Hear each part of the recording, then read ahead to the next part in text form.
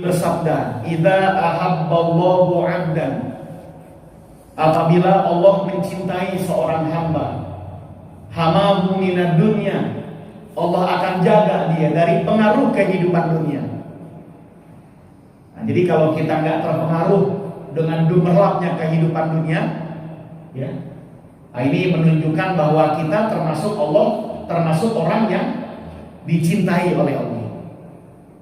Ya, karena Allah kan tidak menyukai dunia. Jadi Allah mencipta, tapi Allah nggak menyukainya. Allah menyukai akhirat, dan Allah ingin mengajak hamba-hamba yang Dia cintai untuk mendapatkan kesenangan akhirat.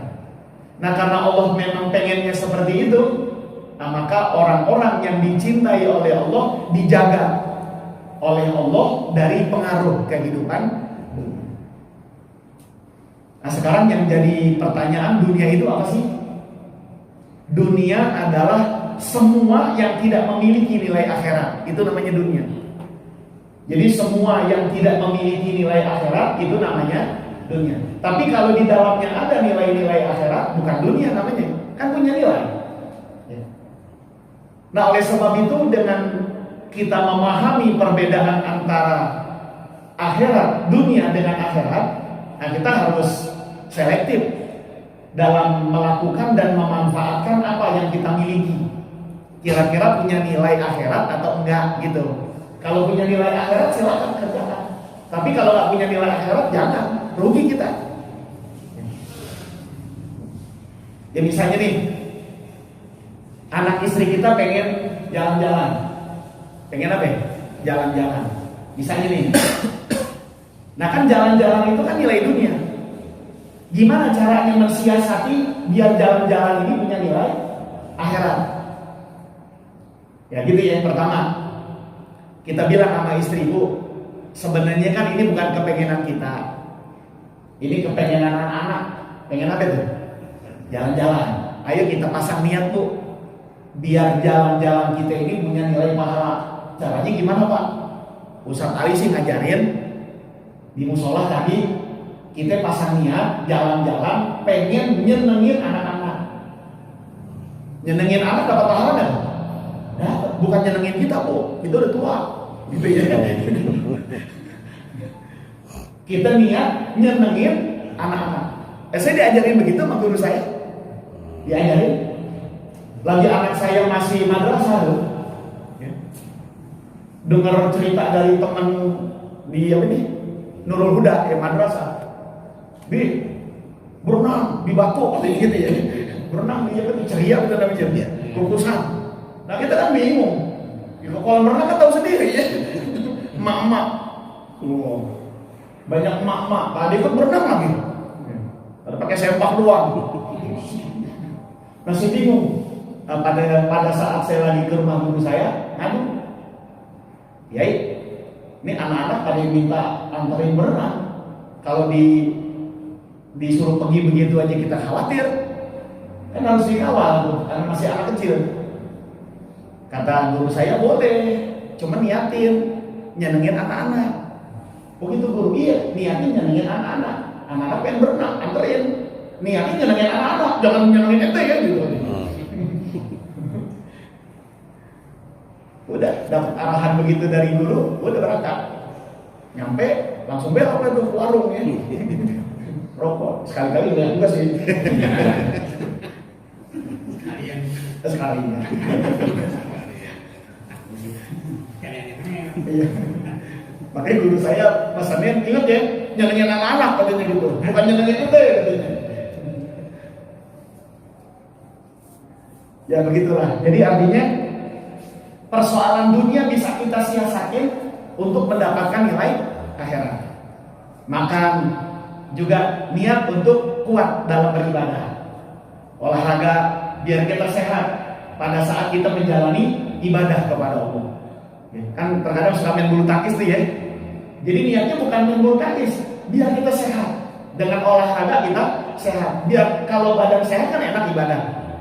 Sholat juga enak, wirid juga enak, baca Quran juga enak, tidur juga enak.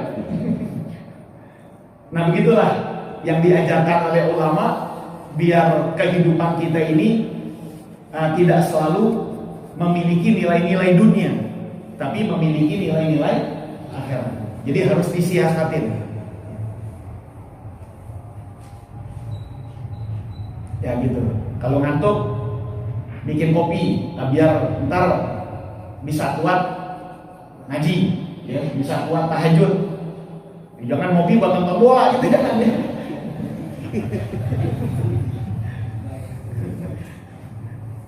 Ya begitulah. Jadi dalam hadis ini menunjukkan bahwa apabila Allah mencintai seorang hamba, Allah pasti akan menjaga dia dari nilai-nilai kebendaan dunia.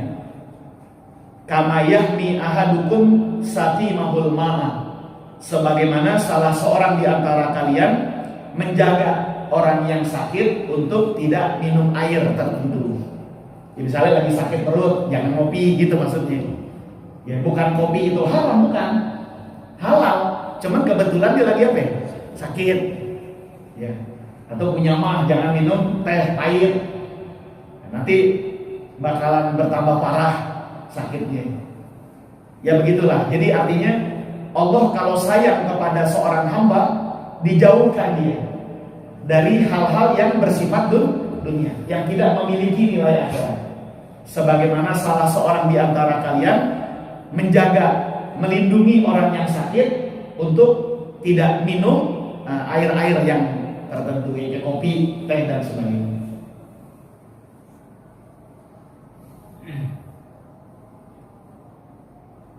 Hadirin yang dirahmati Allah, belum bisa ya? Belum ya, satu lagi. Hadis yang ke-27, idza ahabballahu 'abdan, apabila Allah mencintai seorang hamba, qadhafa hubbahu fi qulubil malaikah, maka Allah akan letakkan kecintaan Allah itu di hati para malaikat. Jadi artinya ketika Allah mencintai seorang hamba, ini Allah bercerita nih kepada para malaikat, wahai para malaikatku, aku mencintai si fulan. Diceritain tuh kepada para malaikat yang berada di langit. Diceritain oleh Allah bahwa aku mencintai si fulan. Nah begitu pula sebaliknya, wa idza abghadallahu 'abdan, apabila Allah membenci seorang hamba, qadhafa bughdhahu fi qulubil malaikah, Allah letakkan kebenciannya itu di dalam hati para malaikat. Ya kan di singgasana Allah itu kan miliaran bahkan triliunan ya malaikat yang mengawal singgasana Allah di arsy. Kalau Allah mencintai seorang hamba yang hidup di muka bumi, ini Allah bercerita kepada para malaikat bahwa aku mencintai dia. Dan kalau Allah membenci seorang hamba yang hidup di muka bumi, Allah pun akan bercerita kepada para malaikat tentang kebenciannya kepada si hamba tersebut. Nah kalau sudah begitu, summa yaqdifuhu fi qulubil adamiyyin, kemudian Allah letakkan kecintaan dan kebencian yang telah Allah taruh ke dalam hati setiap malaikat, fi qulubil adamiyyin, ke dalam hati umat manusia. Jadi kalau kita banyak dicintai orang, ini menunjukkan bahwa kita dicintai oleh malaikat. Kalau kita sudah dicintai oleh malaikat, ini menjadi tanda kita dicintai oleh Allah. Kalau kita termasuk orang yang dibenci oleh banyak orang yang gak suka sama kita, ini satu petanda malaikatnya suka sama kita. Nah kalau malaikat udah banyak yang gak suka sama kita, ini satu petanda Allah gak suka dengan kita. Ini nyambung dengan hadis yang kemarin, ketika ada seorang bertanya kepada Nabi, ya Rasulullah, bagaimana caranya supaya saya bisa masuk ke dalam surga?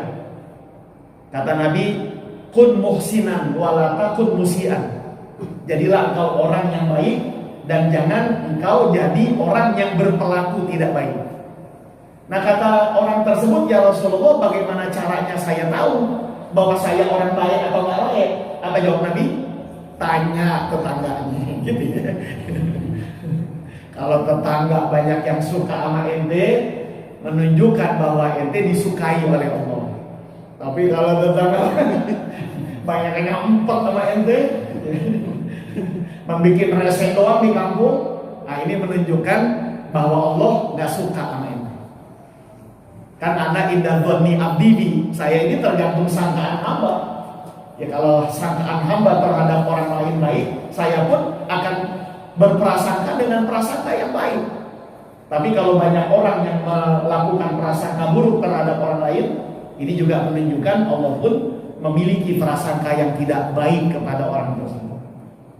Nah, oleh sebab itu berusahalah untuk menjadi orang-orang yang baik dalam pandangan Allah maupun dalam pandangan sesama manusia.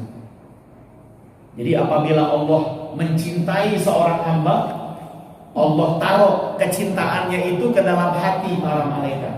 Nanti malaikat akan naruh kecintaan di hati mereka ke dalam hati manusia, sehingga banyak orang yang menyukai kita.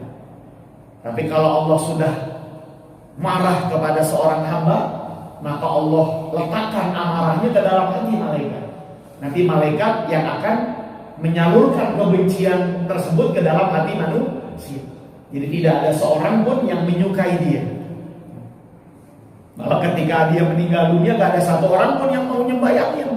Ya, lo juga, gue yang urusan.